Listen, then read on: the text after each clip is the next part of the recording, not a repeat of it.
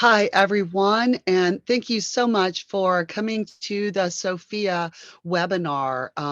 This is one in a series of our webinars on the latest in research on HIA, and we are thrilled today to have Katie Hirono, who is my immediate predecessor as past president of SOPHIA. I'm Sandra Whitehead. I am a professor of urban planning at George Washington University here in the nation's capital. And it's my pleasure today to welcome you all to this webinar.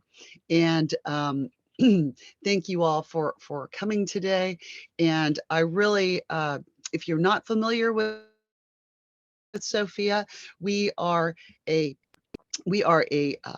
group of practitioners of HIA and health and all policies, and we come together to create resources and community. And we're really proud today to have Katie Hirono as our first in our research series speaker. Katie, as I said, is the immediate past president of SOPHIA, but so much more than that. I met Katie when she was working at the Health Impact Project here in DC. And it's been just such a pleasure to watch her. She went to New South Wales and she did research there and really ground into practice there, which has informed her studies. And she'll tell you she's finished her dissertation, and that's what she's going to share with us today, her work around participation in HIA. And I'm going to stop talking because I could talk about how great Katie is all day. I'm going to turn it over to Katie. Thanks, Sandra. And let me go ahead and share my screen so that everyone can see the slides I have prepared for today. Okay,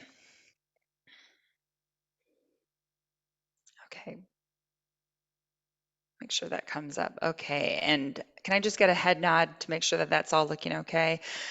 Great. You Okay. got Well, it. thank you so much, Sandra, for that really kind introduction. And I'm really appreciative to SOPHIA for letting me, giving me the space today to come and talk about my doctoral research, which today is actually the first time I'm being able to talk about it sort of in full within a full hour rather than in these sort of 15-minute bite-sized pieces I've been doing so far at different conferences. So a little bit about who I am. As Sandra mentioned, I've been working in the field of health impact assessment now for well over a decade, going back to some work I did at the Health Impact Project in Washington, D.C.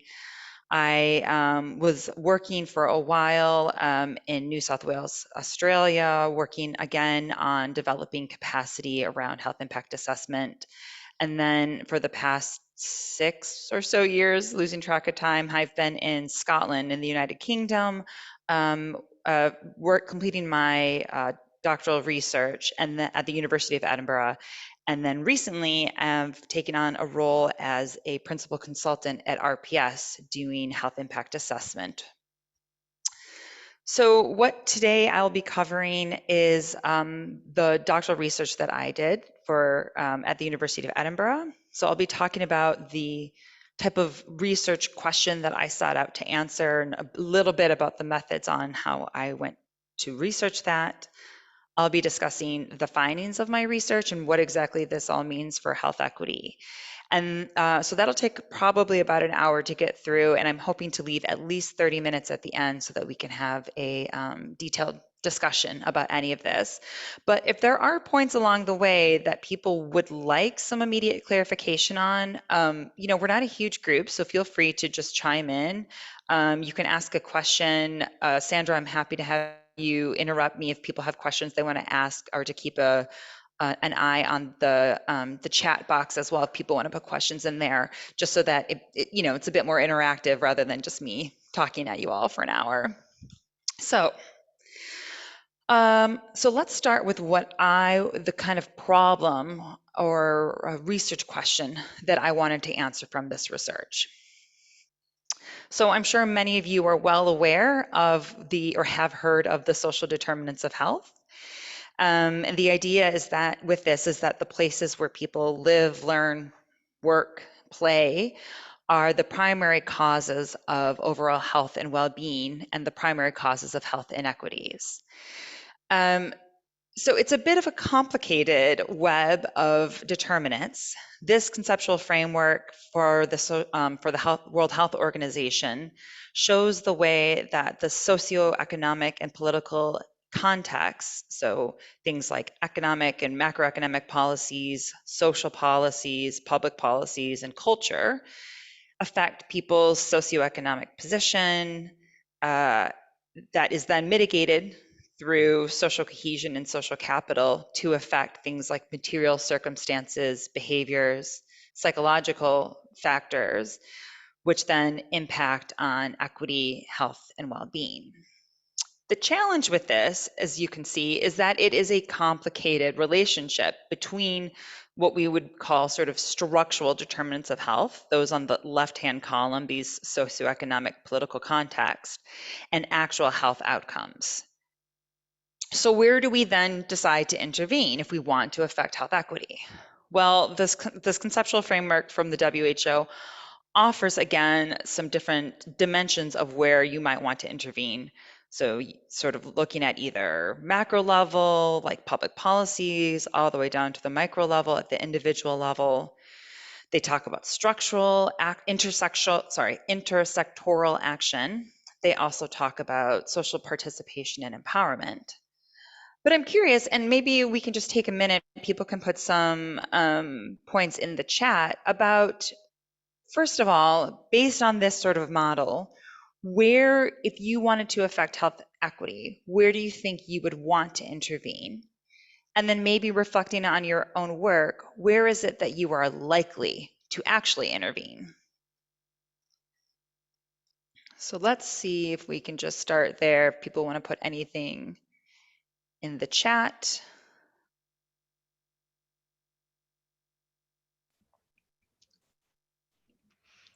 Not seeing anything in the chat yet, Katie, but you know, I'm kind of thinking about how policy is really up at the top, right? And affects the largest number of people. Wouldn't you want to be at the community level?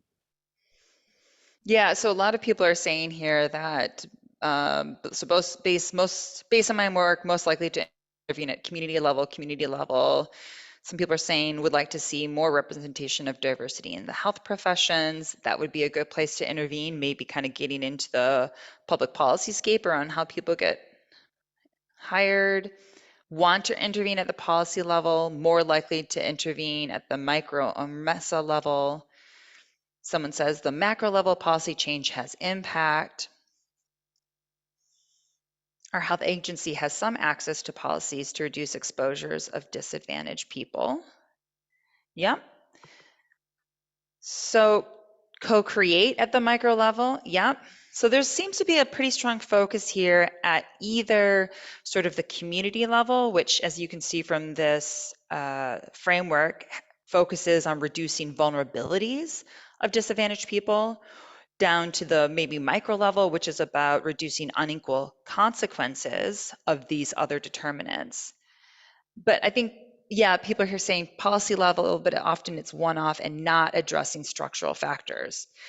So you can kind of see here that the challenge is that if the goal is to fundamentally address the causes of the determinants of health inequities, that we would want to try to be intervening in some of these more upstream policy level, macro level interventions, but the tendency is to focus a bit more downstream.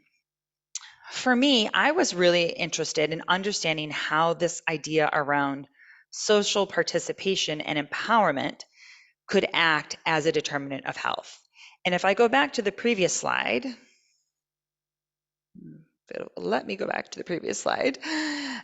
We can see here that actually this idea around that sort of power is not quite explicit within this model. But for me personally, I would say that power sort of preempts almost all of these other socioeconomic and political conditions. So if we want to affect power, and power is often tied to empowerment, and social participation, how would we do that? So the research question, so despite institutional support, because there has been a broad institutional support for the inclusion of participation in things like public policy making, and acceptance of the fact that increasing empowerment, or I'm sorry, that participation can be a tool for increasing empowerment, and that both of those fundamentally affect the other determinants of health, there was a gap in the evidence base as to how exactly you could do that. So how exactly is it that public participation can actually improve power and empowerment and in turn health equity? So I wanted to understand this, and I did this by asking, how do participatory processes through health-informed decision-making and empowerment contribute towards health equity? How can they enable the consideration of health and health equity in decision-making? And how, if at all, can they affect empowerment? So I theorize basically that public participation can lead to positive health equity outcomes through improvements in empowerment and healthy public policies. And I did this through construing or sort of defining public participation through two forms of processes, which were citizens' juries and health impact assessment. And you can see here from this sort of my research framework, I'm conceptualizing that participation within citizens' juries and health impact assessment can be a mechanism to improve or to have health-informed decision-making, can also be a mechanism for empowerment, and through that can lead to improved health equity. And this is the sort of framework that I wanted to understand and evidence through my research. So the reason I picked health impact assessment and citizens juries is because of the fact that they do have opportunities for both being a mechanism for empowerment and a mechanism for informing health. So for those of you who aren't that familiar with health impact assessment, it's generally defined as a process that examines a future policy plan or program to identify the potential health effects of that future decision and the distribution of those impacts within a population. It offers recommendations to avoid any harms and enhance any benefits. Now, participation is generally considered best practice within HIA, but it is not considered an essential element. And there's been evidence or discussions around the very challenging elements of including participants within the process. Therefore, there are a lot of HIAs that don't have participation as part of their approach. And oftentimes the level and type of participation offered within an HIA ends up varying and is usually determined by the sort of team or agency that's conducting the HIA. A citizens jury is a form of a mini public or a democratic innovation that's designed to enable direct participation in public deliberation. And mini publics are usually made of a quasi randomly selected citizens. So, people that might share or that might be demographically representative in some way of the larger population. And it's loosely modeled after a legal jury in which jurors are given evidence on a particular topic. They have time to deliberate, and they might have, for example, witnesses that come talk about that topic. And then they conclude with a type of recommendation or a verdict at the end. Citizen juries have been used to integrate citizen perspectives into health policy making and are actually a strategy that's promoted by the WHO to achieve health in all policies. So what I did was I conducted a qualitative comparison using one citizens jury and one health impact assessment in each of my countries of comparison. And I ended up looking at cases in both the UK and Australia. And I collected data through key informant interviews with people who had been a part of the process. So that could have been the actual participants, but it was also um, the process organizers and the decision makers who were a part of that. I did participant observation and document analysis. And I conducted what's sort of referred to as an interpretive comparative analysis using a critical realist approach. So I wanted to have a sort of an open lens without having predefined ideas of what I was going to be finding, so that sort of I could allow for inductive analysis and sort of new themes to emerge through my analysis. So you can see here sort of this cross case analysis. I have a citizens jury and a health impact assessment in each country. And then I have 2 cases of each of the different types of processes. So I'll talk a little bit now about what those 4 cases ended up being. So the 50,000 affordable homes health impact assessment was in Scotland. This HIA took place between 2016 and 2017. And the idea here was that the Scottish government was trying to expand affordable housing and had developed a policy on precisely that, how to implement and develop 50,000 new homes. For those of you in perhaps the US, social housing is the term that's generally referred to what might be called in the US public housing. So it's state-funded housing. So at the time that the HIA was being conducted, the 50,000 homes program had already been sort of agreed to and put into implementation. So the aim of the HIA was less about influencing the policy design and more about informing the implementation at later stages. So the HIA produced a report and the findings were communicated to the Scottish government and other relevant stakeholders. Measuring the citizens jury in the UK was the Measuring the Mountain Citizens Jury in Wales. This was done as part of a co-productive approach to evaluate the Social Services and Wellbeing Act of Wales, which is a sort of an act that supports access to social care. And it was funded by the Welsh government, in fact, and the citizens jury was run with 14 people who all had some type of direct experience in social care, and culminated in a report with a set of recommendations that was fed back to the Welsh government on how to improve the act.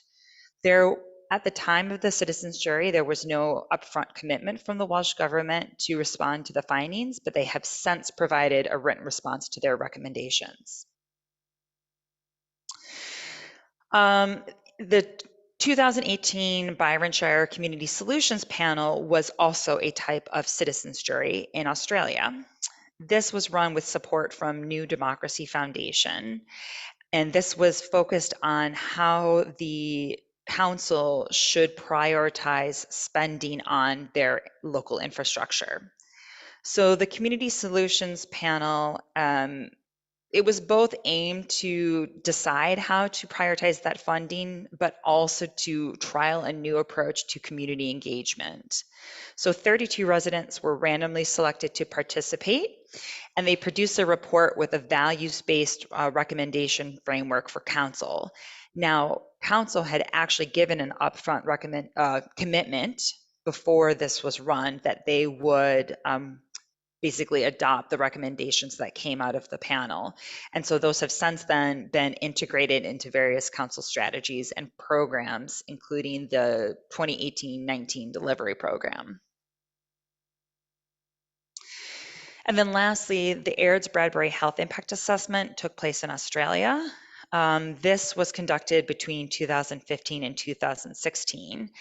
And the aim of the HIA was to inform the redevelopment of a town center within a large social housing development. It included members of the Airdrie-Bradbury community and had additional opportunities for stakeholder participation throughout. And the findings of the HIA were communicated to relevant stakeholders, including the decision makers, like the developers and the local council. So I'm not going to talk in detail about more about my methods and analysis, though I'm happy to talk about that if anyone has any questions. I'm just going to skip now to talking about the findings because there was a lot to unpack with all of this. So the first thing that I found that was really important to how the cases led to any types of outcomes was context. And people talk a lot about context being relevant, context matters, but I wanted to understand what precisely about context was pertinent to these cases. So I found that these processes were embedded in unique contexts that were, informed by the local culture, their history, and the regulatory environment in which the process took place.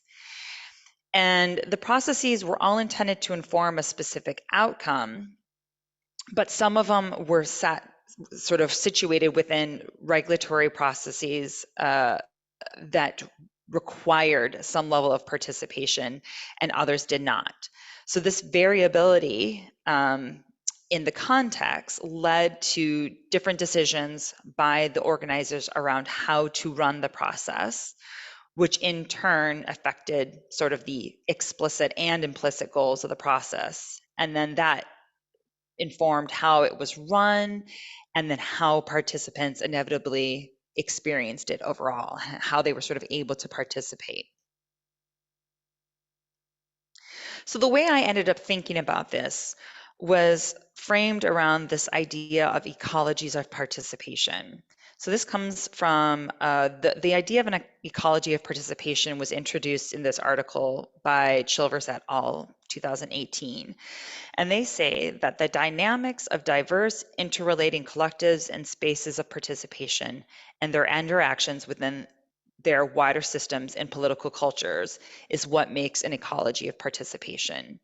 It's the idea that people don't just participate in one singular event, that these events are often connected to other events and other interactions and sort of broader spaces and activities.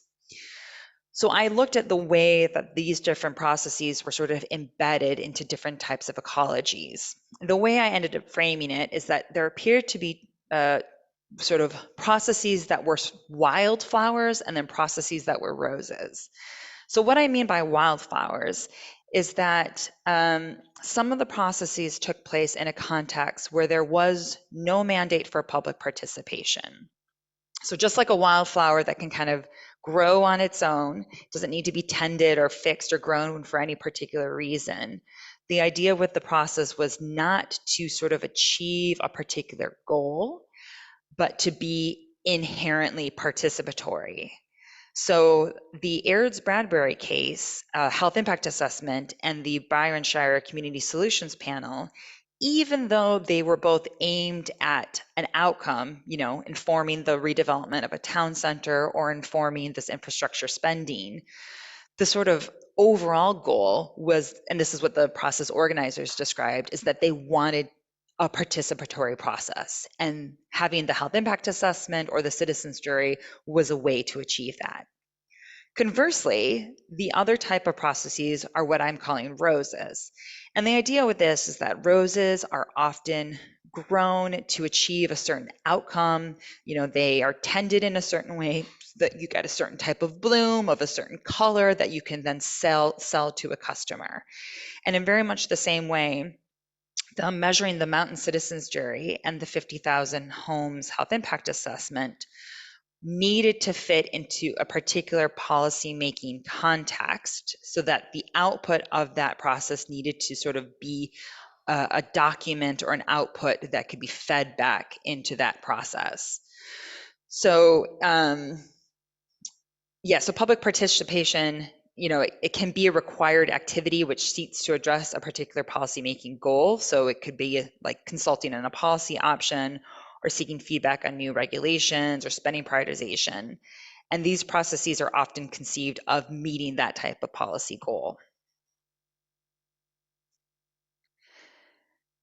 So based on that, based on this idea that there are sort of these inherent goals around what a process is meant to achieve, they were designed in certain ways. And because of that, participants ended up experiencing them in very different ways. And what I mean by an experience is that a process is a communal event. Multiple people take part in it while it's ongoing, but it's interpreted through the individual lens of participants. And individuals bring with them varying types of motivations, beliefs, relative power that then affect the way that they're able to participate in an event and in turn what they're able to get out of it. So, process organizers often use strategies to try to achieve, on the one hand, getting ordinary citizens to be involved, and at the same time, understanding that people will have these different characteristics, or that they need to have these different characteristics of professionalism, knowledge, skills, and time to also be able to participate. So people were motivated to participate for various reasons. And these motivations, along with how people perceived the aim of the process, influence both how they participated and in turn what they got out of their involvement. So a strong motivator across all of the cases was the belief that by participating, they would be able to make a difference in some way. So participants expected that their involvement would lead to some type of worthwhile outcome. And that didn't mean that everyone thought the same outcome would happen, but just that but that there would be some type of worthy outcome. And I really like this quote from Brody from 2011 that says, all participants are concerned about doing something that is worthwhile in their own terms, and every participatory act has and is intended to have consequences. So even though we oftentimes, and I talked about this with the wildflowers approach processes, that sometimes the idea is that the process is just meant to be inherently participatory, people come into it expecting to get something out of it. So, how then these experiences aligned or misaligned with participants' expectations is what then ended up creating different outcomes for participants. So, cases where people had a strong alignment between what they thought they would get out of it and what they did tended to have sort of more beneficial outcomes. People who didn't get what they thought they would get out of it tended to have sort of more negative outcomes from the process. So people who did have a positive experience described these sort of positive personal outcomes from it. And these outcomes were sort of broadly described as three things. People described instrumental benefits. So this could be learning new skills and knowledge or developing new connections. They described internal benefits. So things like developing new self-esteem and confidence, feeling respected or having pride in what they'd done. And then there were these external benefits. And this was the idea of feeling like people had made a difference or feeling like they had improved their community in some way.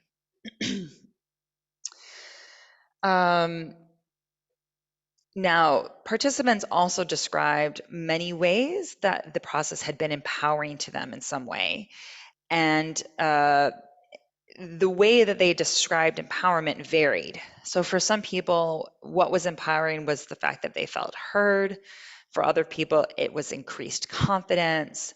For some people, it was feeling like they were making a difference or feeling involved or feeling like they had learned something or gained new knowledge. And I think the important thing with this is understanding that even though, for a lot of these processes, there was this sort of implicit, or for in one case, there was an explicit goal of wanting the process to be empowering. But the way that empowerment is defined in experience is really variable. So empowerment can be viewed as an individual experience.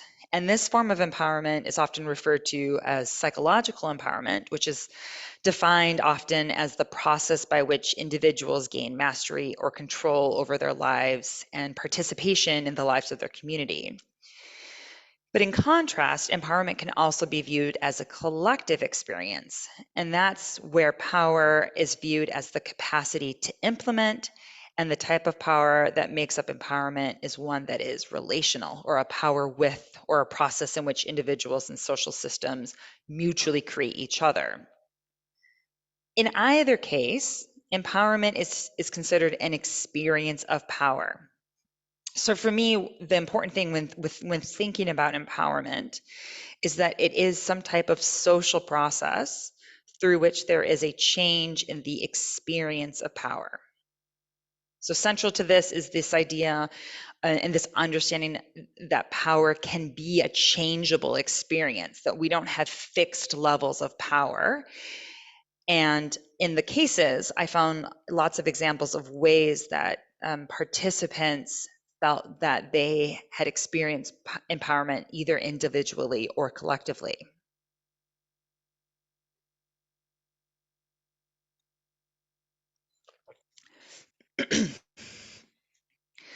So one participant from Measuring the Mountain talked to me about her individual empowerment. And she said, the change doesn't come overnight anyways, and it's just a small step in a bigger process, like a wave of change happening, getting voices and citizens involved in these kinds of juries and assemblies. So as a process, as a way of gathering community experience, because that was the kind of message of it, that, we're the experts, we're the people who should be asked about what's happening, like on the front line, on the ground. So even hearing that, that there's slowly a shift really toward, it's like a power and voice thing, isn't it? And who's representing what's happening. So this quote from this participant points to this idea of sort of obtaining an individual control, individual power, feeling like she was starting to be respected, she was the expert, and feeling like she's having more influence in this overall experience, or the sort of the overall policy context that this Wales Social Care Act was being evaluated in. Another participant talked about how the Ayres-Bradbury health impact assessment was leading towards more of community empowerment. So she said, because Susan, and Susan is one of the participants in the HIA, she said, because Susan has been through the process, she's a terrific community leader, but she has been an influencer for many years with her involvement. Not everyone will be born like that. And I guess it's a skill that you keep building on. So once you know how it changed you, you're better placed in helping another person to them similarly. So in that sense, it's empowering for a whole community because one person goes through it. They pass on their skills, their insight to other people. So for Pat, who was talking about this, the idea was that by having certain individuals who are involved within the health impact assessment process, through that person gaining knowledge, skills, connections, an awareness of the decision-making process, that person is then embedded into the broader community that, Susan, it was an active community leader. She was involved in lots of other things. Her empowerment can kind of be disseminated out into the community and sort of lift up the whole community. But empowerment emerged in the cases as a contested and dynamic thing that was subjectively experienced. So for some participants, the process enabled new skills, confidence, and control, which they interpreted as empowering, but that wasn't always the case.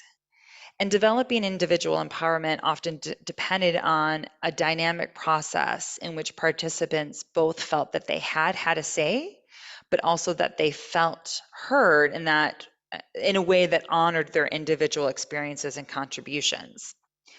So for that participant in Measuring the Mountain that I had talked about, she had, before being involved in the citizens jury, she had recently gone through a kind of traumatic situation where she had her father had required social care, and she had gone through a struggle with the council and the service provider to get him care. He ended up passing away, and she had felt like this whole situation, had gone really poorly because of the way it had been handled, and she had never gotten any kind of acknowledgement from the service provider about how poorly it had been handled. So she said, "So I know that my story and experience is taken serious." This is her talking about the citizens jury.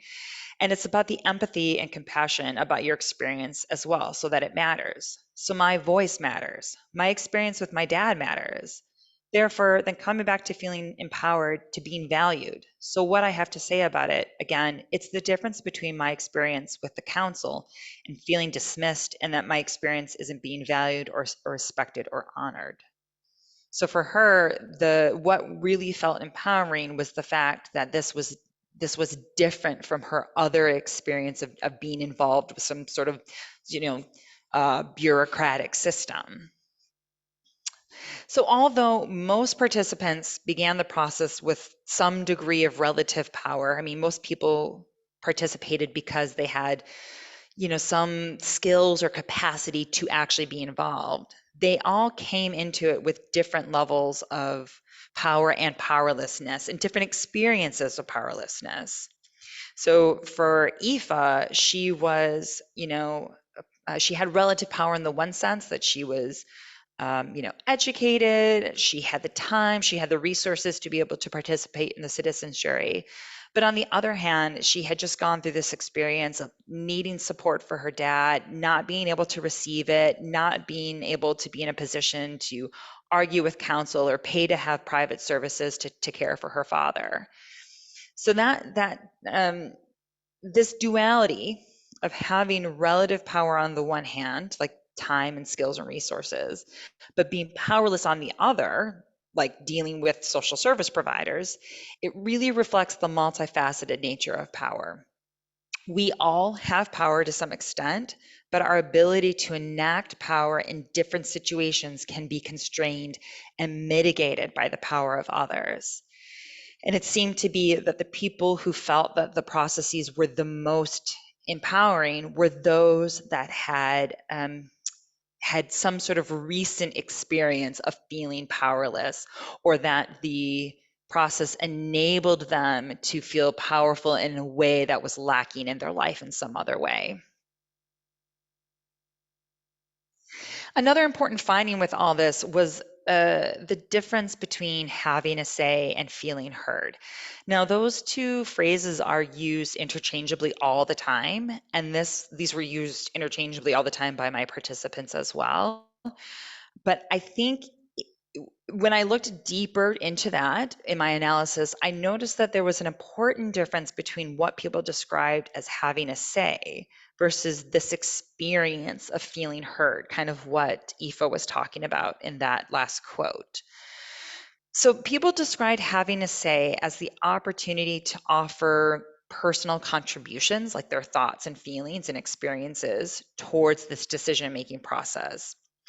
While participants sometimes use the phrase interchangeably with feeling heard, there's an essential distinction between the two.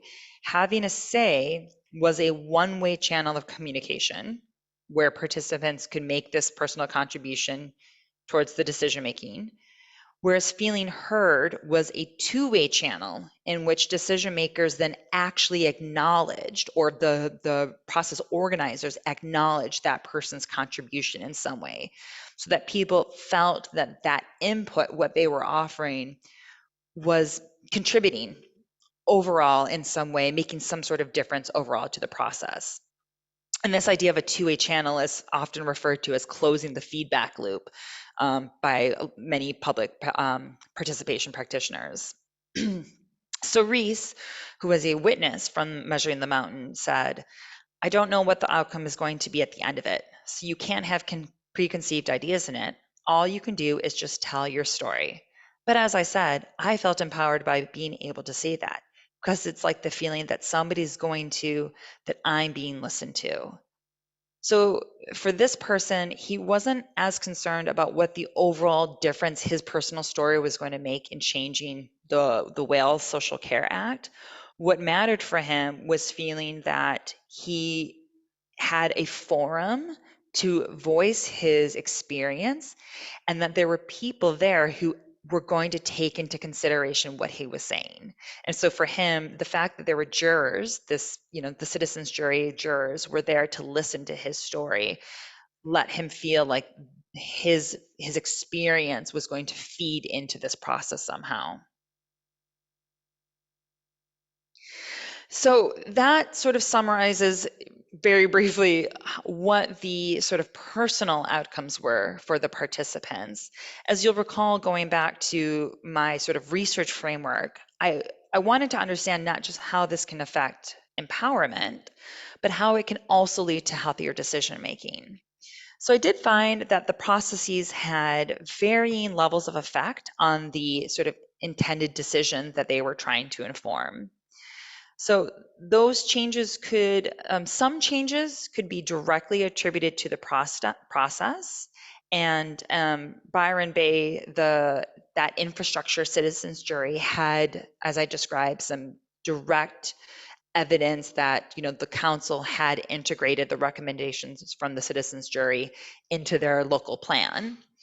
But for most of the other cases, the outcomes seemed to be more indirect. So it was maybe more about new relationships that had been formed between decision makers and community members, or there was new learning that had been developed around perhaps like the health effects of a decision. And in a lot of these, there seemed to be lots of follow-on effects as well. So there was, in Byron Bay, there was a second citizens jury that was taking place as a consequence of the first one. In the Scotland Affordable Housing HIA, there were new workshops and work groups between health and housing people that were taking place because of what had happened from the original health impact assessment. So this, I think, it's important because oftentimes, processes are evaluated based on the direct outcomes that they produce. But what I found is that the sort of efficacy of changing decision making actually was more closely related to what these follow-on effects were, these sort of indirect paths towards affecting change. And I'm sure for any folks who are working in health and health policies, this is probably feeling very familiar for you. So lastly, how does this then tie into health equity outcomes? Because as I said earlier, the goal of this is understanding how public participation then connects to health equity. So I'll skip talking about the difficulty in just trying to make a connection between sort of some of these issues and health equity, just to say that it's difficult because trying to show how anything connects to health equity is difficult to measure, particularly when you're looking at a singular process. And at any rate, it's not linear, it's not direct, it's complex. But there were sort of 4 key areas that I saw that were sort of more closely tied to health equity. And that was this idea around healthier decision making, the development of civic skills, social capital, and empowerment. So as I just mentioned, the processes all had the ability to affect decision making, and all of those were tied to some type of social determinant. So looking at affordable housing, public infrastructure spending, social care, and town center redevelopment. And again, the idea with this is not that the process led to some sort of direct effect on this decision, but that they were helping to enhance the way that the processes integrated thinking about health, thinking about community preferences. So this person from the 50,000 Affordable Homes HIA said, it allowed me to be much more confident and explicit with policy leads and government about how I thought they should be developing strategies, plans for the future around this to have an impact on health, which is ultimately what my job is. So even if it didn't have a direct effect on that one particular policy, they were successful in starting this type of conversation and integrating this type of thinking more broadly, which is can be beneficial for health equity. The processes also demonstrated ways that people were developing civic skills. I love this quote from one of the participants from the Community Solutions panel who said, "And then I understood that actually it was possible to change things." So it's long been established that civic skills are essential for public and political participation, and that as people gain skills like leadership, public speaking, negotiating, that organizational membership. There's lots of ways that as people become they develop these skills, that they become more active within their communities.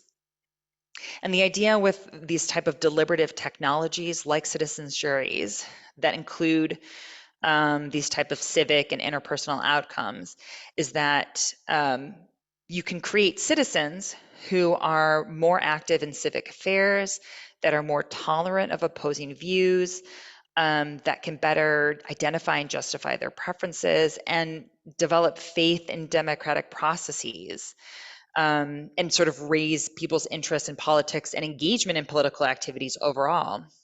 So the idea is that you enhance people's civic skills, and then in turn, enhancing civic skills can increase health equity. So civic skills are associated with increased education, increased expertise, reasoning abilities, which has been linked to reductions in health inequities among low income or racial and ethnic minority populations.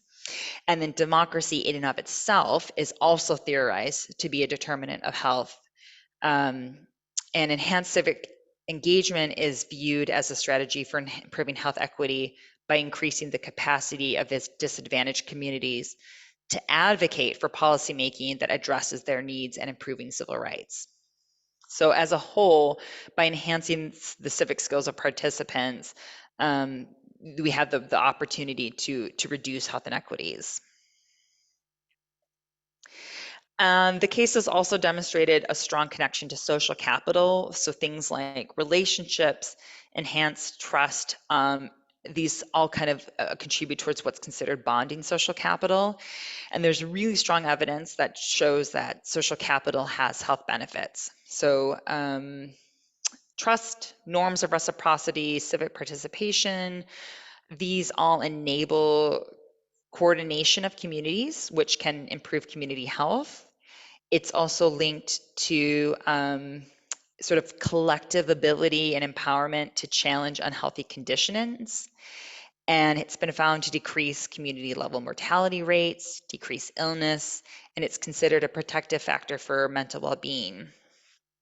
Those effects are also considered to be more pronounced in low socioeconomic and minority groups. So it's oftentimes an intervention that's been supported for decreasing health inequities. So importantly from this, trust was a really important aspect of this. And I didn't get a chance to kind of talk as much about this as I wanted about the way that the processes were able to enhance trust. But I'll just say that there was variability in that, but that trust as an outcome of the process was a really important element, not just for how people experienced the process overall, but by developing trust as an element of social capital.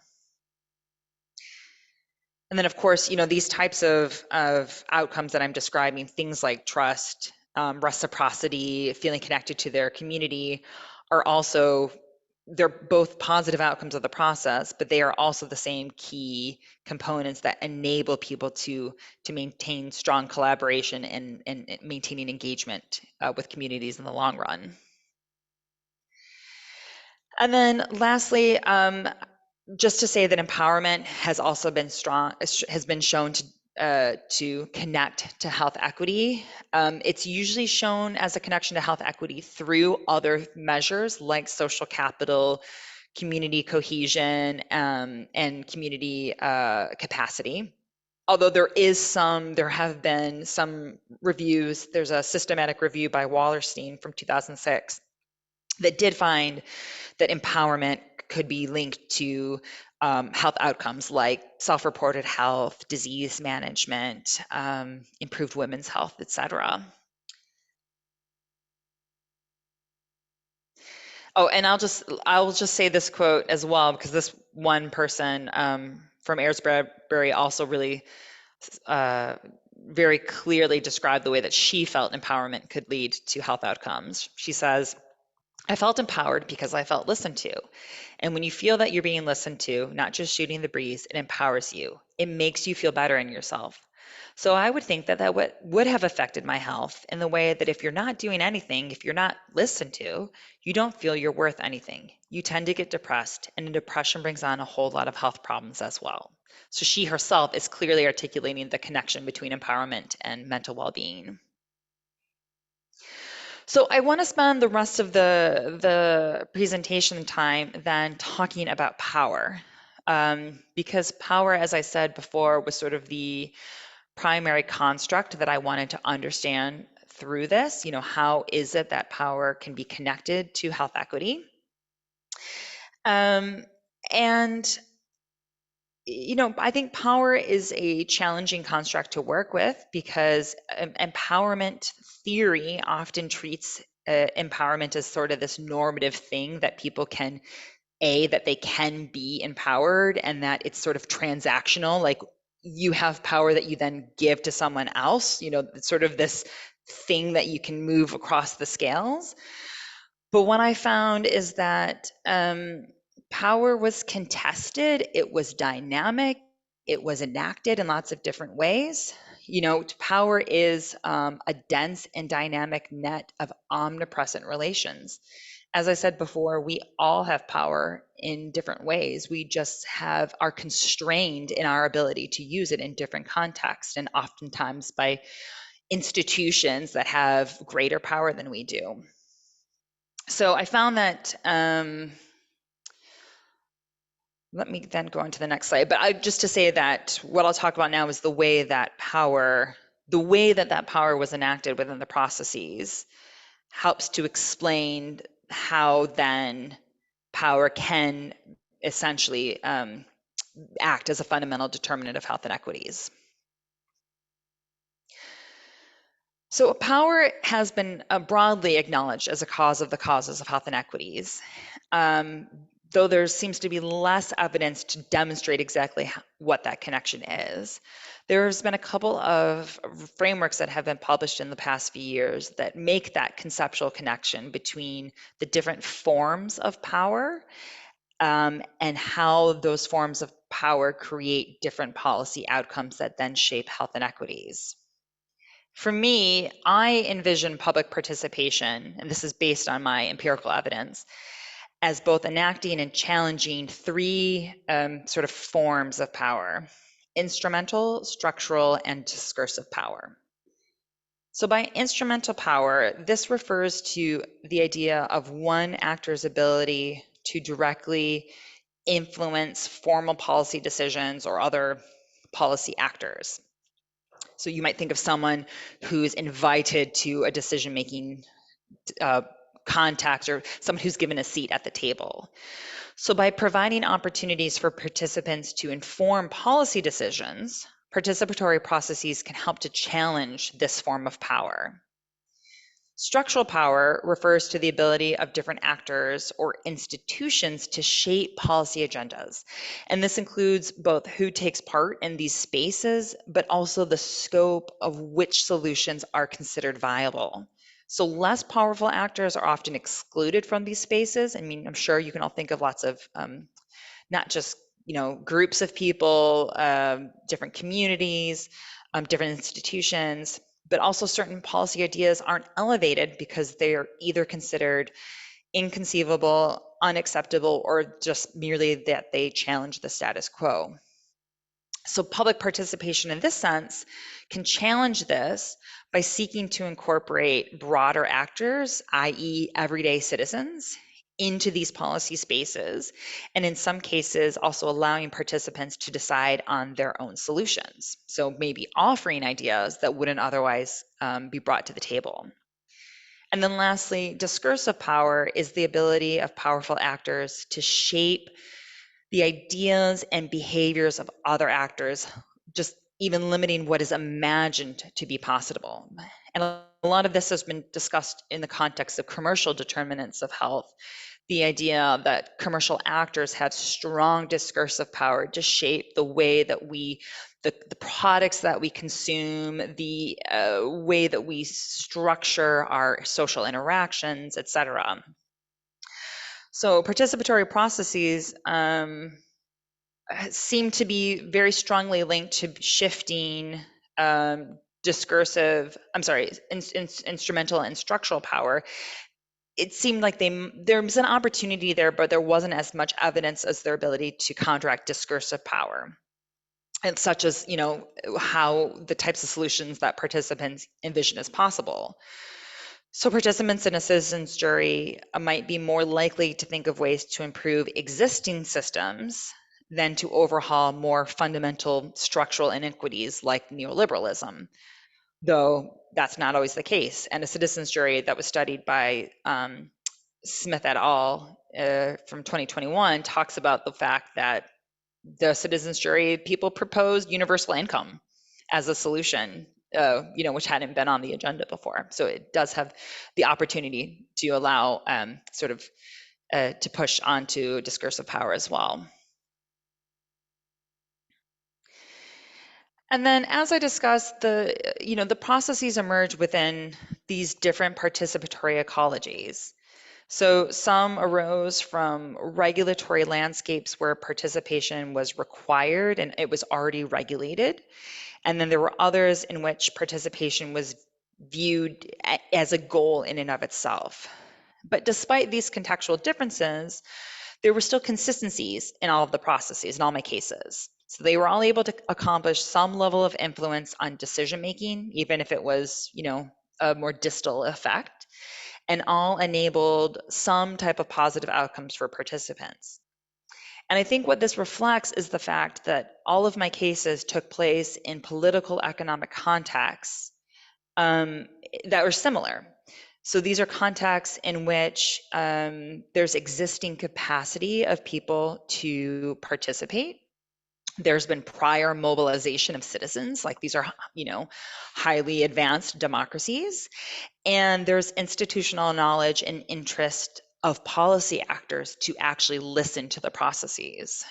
So for me, what might then be required to expand public participation, in particular for more disadvantaged or disempowered populations, disenfranchised populations, in particular those who would probably benefit the most from participation in terms of creating healthier public policies, is improved education, greater resources and mobilization that then enhances the skills and competence of these marginalized groups. So this is where I started to form this virtuous cycle of public participation, and for me, how I saw that being able to inform policy formation. So, public participation can enhance through equity through the empowerment of participants. Yet without more equal distribution of resources amongst citizens, those effects are only going to be for the people with the power to participate to begin with. So the challenge is to strengthen capacity of citizens to participate by addressing inequities in knowledge and power. So the way that I've seen this is that through figuring out ways to develop more equal and power and knowledge of citizens, creates greater capacity for people to participate. And I don't mean just in processes, I mean sort of greater democratic participation, which then creates more equitable public policies, which then can be used to continue to enhance power, knowledge, and sort of those skills that people need. And in turn, all of this, and you can see then also how creation of more equitable public policies might also mean the creation of public policies that improve the social determinants of health.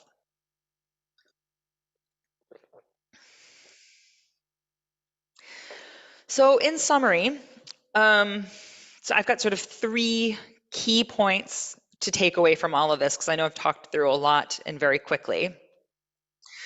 What I found that mattered the most from my research is first off that context matters. And it's not just saying context matters, but figuring out what is it about context that matters. In my cases, it was the underlying conditions like trust, existing empowerment, reciprocity between different institutions, different organizations and community. Those seem to be more important for the process and what it was able to achieve than the actual design. And there seems to be a lot of focus in the literature around how to get the design right. You know, like how do you do an HIA right? How do you do participation right? How do you do a citizens jury right? But actually, if you can get those other underlying conditions, like trust, like understanding the context of the place, its history, its culture, then you're probably going to have greater success than if you ran, you know, the world's best citizens jury. Clarity of purpose is also important. So clarifying the purposes of the process and the goals, and then managing the expectations of what it can achieve and communicating that to participants, like I said, because of that match between expectations and experience, can help people to have a more positive outcome. Processes also need to ask, what are people being empowered for? You know, having empowerment just as a goal in and of itself isn't as important as having a goal about for what end people need to be empowered. And that processes that are aimed at empowerment can be more successful if they are then used to affect a decision that's relevant to health equity. So again, people are being empowered in order to affect that decision. Building power, and in particular political power, through participation can be a strategy for enhancing health equity. And I think it's important to take into consideration the multiple faces of power, to understand that there's a multitude of ways that power can be enacted within participation. And that processes can affect health equity through improved policymaking and empowerment, but it requires that people have the capacity to participate. And we need to think about who are the people that we're enabling to be involved in these processes if we want to be addressing interventions, or if we want to be improving the health of the most disadvantaged, then we need to be thinking about how to bring the most disadvantaged into participatory processes. And then lastly, this kind of gets to my last point, is that maybe we should be thinking about systems rather than processes. So building civic skills, social capital, and empowerment might be better achieved through systemic participation and engagement, things like citizens' assemblies and other forms of democratic reform, rather than trying to have sort of one-off processes. And then finally, just a takeaway implication of this for policy and practice. If the aim of participation is to give citizens an opportunity to feel heard or to just feel empowered, then by all means, they can continue as is, and the focus can remain on improving people's ability to participate. But if the goal is to achieve fundamental shifts in power, providing citizens with direct routes to policymaking that help to transform health inequities, then it may be time to prioritize more radical approaches. And I welcome a discussion and any thought about what types of radical approaches people might like to see in order to enhance participation for health equity. Thank you very much. Thank you, Katie. I have just a quick question. What is a citizens assembly and how does that differ from a jury? Sure. So a citizens jury is typically a one-off event that's targeted at a particular decision that someone's trying to answer. A very well-known citizens jury was held in Ireland when they were looking at reforming their constitution to allow for abortions. A citizens assembly is more of an ongoing event in which you have panels of citizens who are invited to participate in yearly, this sort of relates more to participatory budgeting, but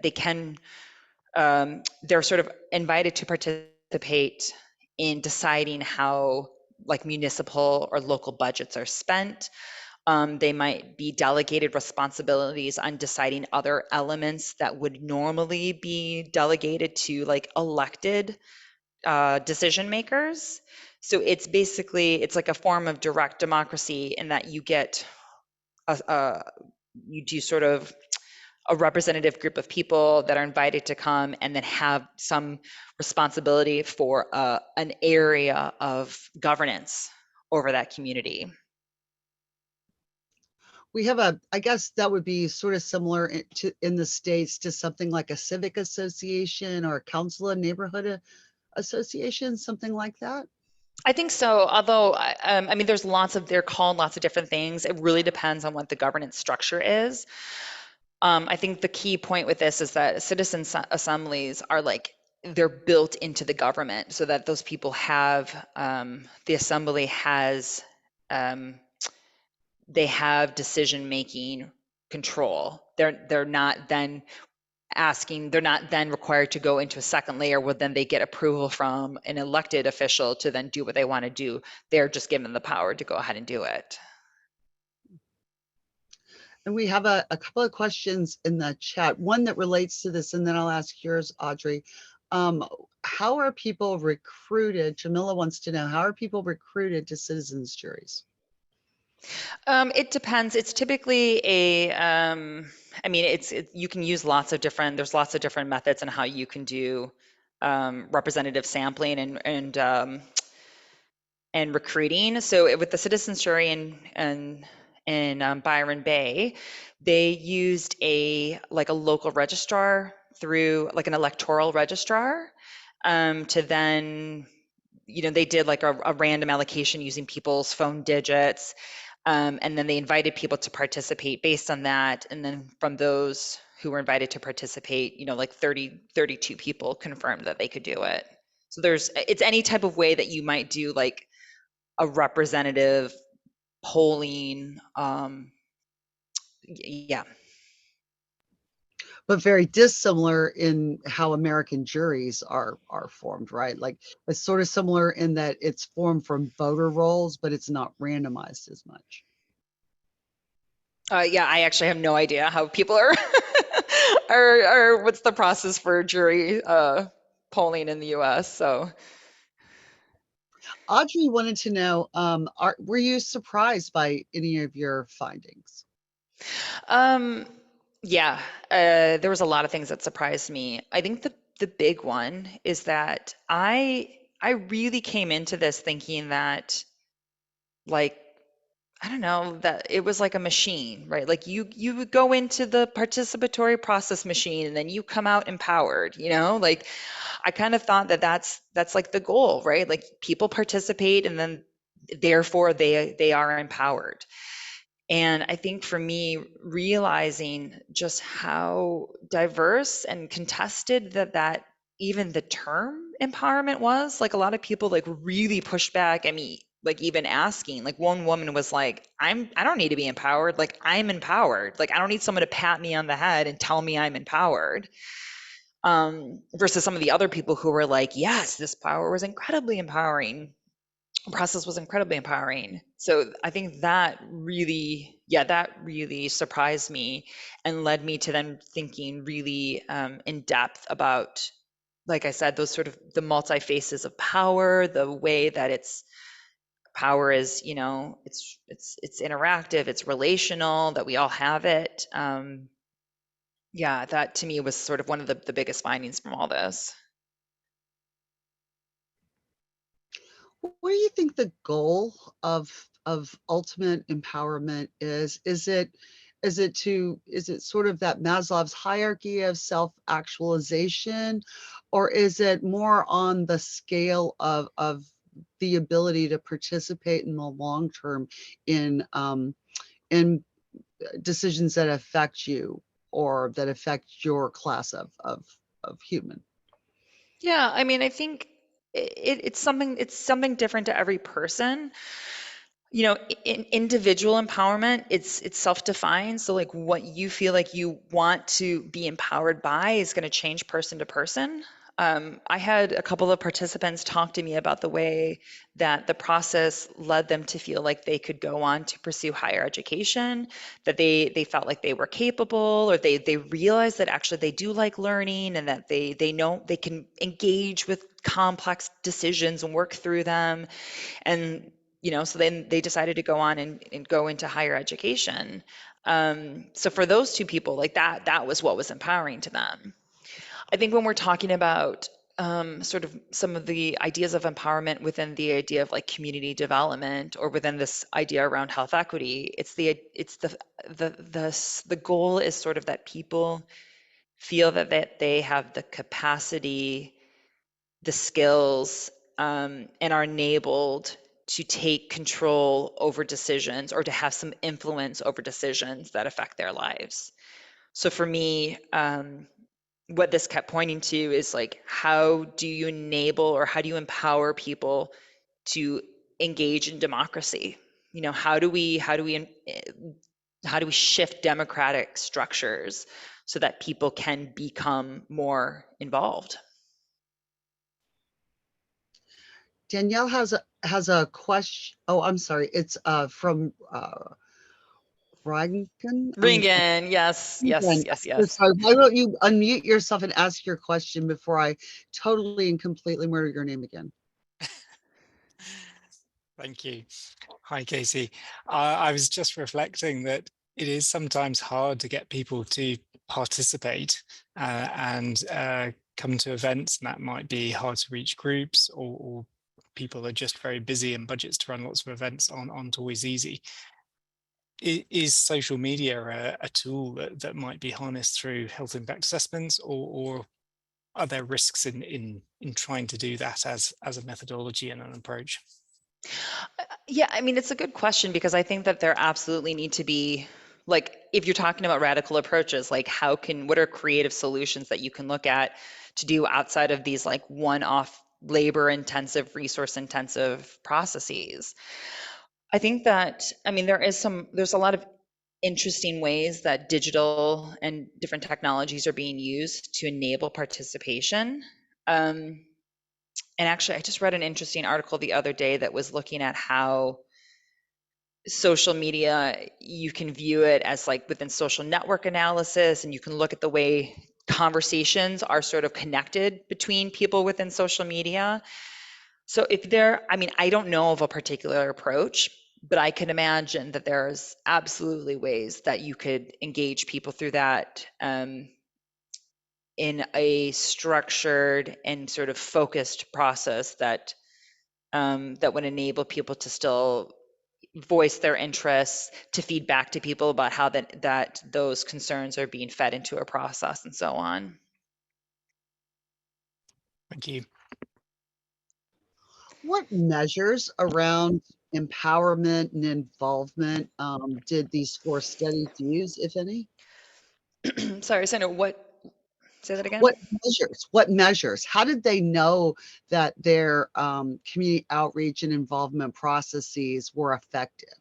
Other than you interviewing their participants, of course, right? Yeah, none of these processes had any type of evaluation frameworks.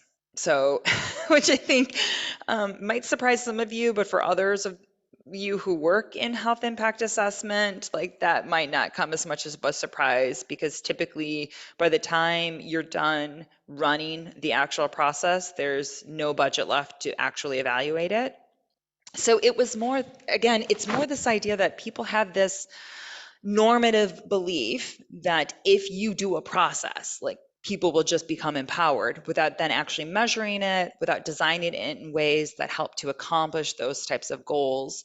So that's why it was really interesting for me when I did my research to find out the ways that, people like pushed back very strongly against this idea of empowerment, even in processes where, that was the goal. Um, should We've I? got Yeah, Yeah, go we have ahead. 2 questions. I was just gonna ask Omar if they wanted to unmute themselves and ask their question. Yes, sure. Hi, Katie. Thanks for a great presentation.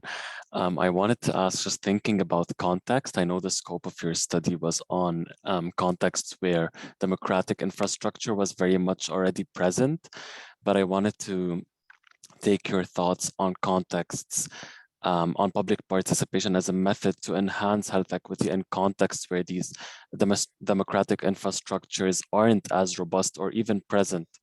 Yeah. I mean, I think for me, then, the idea with that is to get back to this idea within that virtuous cycle of participation. If the democratic structures aren't strong there to enable people, roots into decision making, then maybe it's more about enhancing the skills and capacity of citizens to try to carve out that being sort of democratically involved. So, how do you enhance education? How do you enhance civic skills? I mean, some of my participants talked about even just like reading the newspaper for the first time, like just feeling like that maybe they could make a difference and wanting to become more aware of issues that were happening in their community. So I think it can start really small. It can start at that individual level about people becoming more informed, even in those types of contexts that are not as democratic, and then can lead to greater activism. It can lead towards greater sort of social structural changes that then push for sort of more democratic opportunities. Thank you. Kate, would you like to ask your question? See if she's still here. I'm here. I also have an infant with me. I have a little one, so if you could read it, that'd be great.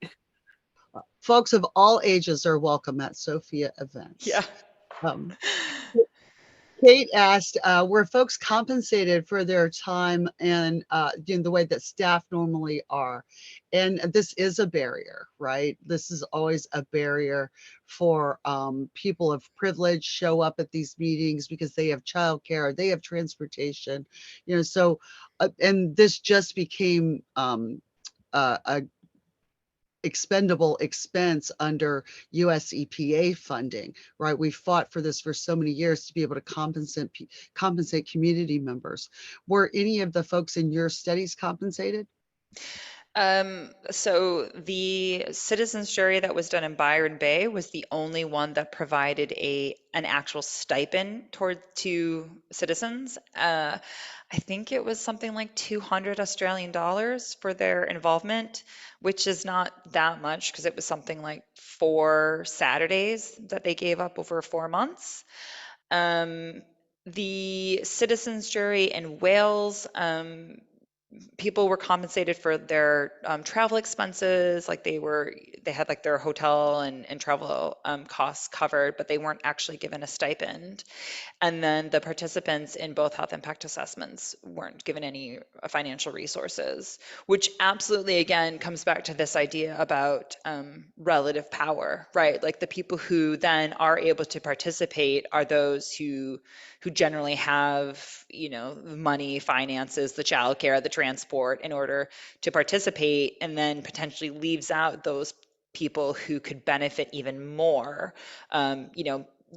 Disadvantaged populations who tend to be, minority, ethnic, and racially diverse populations who have fewer resources to participate.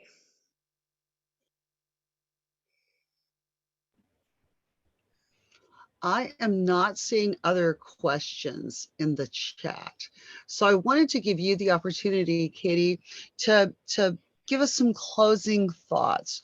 What are the big, like I have two pages of notes, but what are the big what are the big takeaways that, if someone is scanning your research and we want to think about how do we apply all of this really rich information that you've shared with us today? What are maybe the top 3 to 5 things that are new and are things that we should pick up and think about in our daily work, if that makes sense to you? Yeah, I mean, For me, like, it kind of gets back to that idea, that social determinants of health framework on like, where are you intervening on this? And I think that we all can intervene in different areas, like community level, at the individual level, it all makes a difference. I think for those of us who are interested in empowerment as part of their work, I think my research is applicable to that across the field, whether or not you're doing work on participation. The more that people can be explicit around what they mean by empowerment, the better. How do you define it? How does your community define it? How do the people that you work with define that? Is that actually a goal of what you're trying to accomplish? Is that an explicit goal? Is it implicit? um, Making those assertions, making those definitions clear and upfront is part of what makes it an empowering process for people. I also think that understanding that empowerment is not transactional. Like I said, there's no empowerment machine. You can't just put people through the magic machine and they come out with a stamped E on their head. That it's an experience that is going to depend upon the individuals coming into it, what their experiences have been before it, how they view themselves as being empowered or not. I think all of that should inform then the work that you do, and knowing that even in cases where a process or an event might not seem very empowering, or even ones where they seem like they are, power is it's multifaceted, and people can enact power in lots of different ways, even in contexts that would seem like a disempowering context. So I highly encourage people to go out there and read some of the literature around power, understand the ways that it's there's like all these different elements to it. Read up on some of the work that's being done on the commercial determinants of health, because I think if you can understand power, you can understand why a lot of the work that we do doesn't work. I mean, frankly, like a lot of the work that we do in public health and health promotion doesn't work because we don't fully understand the other influences that are going into and that are affecting the people that we work with, the institutions that we're trying to change, and the policymaking context that we work in. Well, you have heard it here first, ladies and gentlemen, folks. This has really, really been so useful and rich and informative, Katie. Thank you so much for joining us, Dr. Hirono. And folks, if you enjoyed this webinar and you would like to learn more about HIA processes, health and all policies, or if you just want to join our community, I put the link in the chat to join SOPHIA at HIA Society /join. It's only $50 and you will have access to the recording and all of the upcoming webinars. We have another webinar next week, which is a deep dive into the screening and scoping process of HIA, which will be next Thursday. And you can check out our website under events. Thank you all for coming. And thank you again to Katie for sharing her research with us. Have a wonderful rest of your day, everyone. Thanks, Sandra. Bye, everybody.